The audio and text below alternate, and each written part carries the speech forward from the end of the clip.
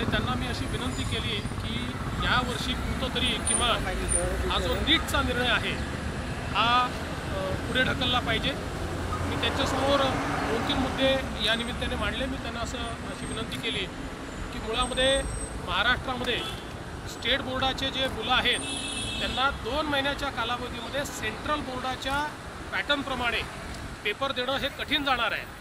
दुसरं त्यांना मी सांगितलं की जी मुलं मराठीमध्ये परीक्षा देणार आहेत त्यांच्याकरता पुस्तकच अवेलेबल नाहीत आणि त्यामुळे 2 महिन्यामध्ये त्यांनी अभ्यास करायचा ठरवला तरी देखील ते या ठिकाणी तशा प्रकारचा अभ्यास करू शकणार नाही।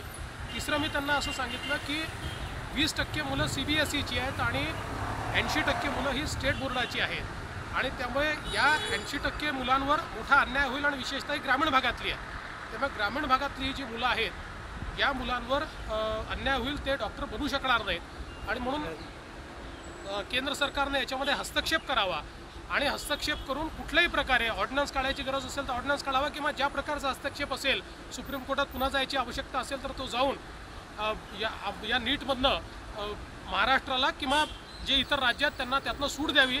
यावर्षी आमची जी परीक्षा त्या परीक्षेतनंच आम्हाला त्या ठिकाणी हे सगळं कंडक्ट करू द्यावं। दुसरं एक मी त्यांच्या ध्यानात असं आणून दिलं की प्रायव्हेट कॉलेजेसच्या संदर्भात महाराष्ट्राने आपला कायदा तयार केला आहे आणि महाराष्ट्राच्या कायद्याप्रमाणे महाराष्ट्रातल्या प्रायव्हेट कॉलेजेसला आता वेगळी CET घेता येत नाही। आमच्या CETतनंच त्यांना देखील त्या ठिकाणी जी काही ॲडमिशन्स त्या घ्याव्या लागतील।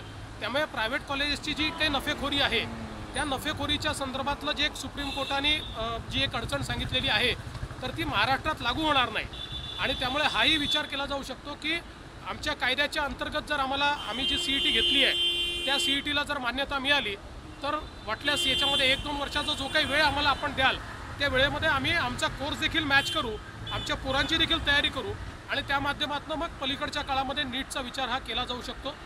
मला सांगताना या गोष्टीचा आनंद वाटतो की माननीय पंतप्रधान हे याबाबत पूर्णपणे सकारात्मक आहेत।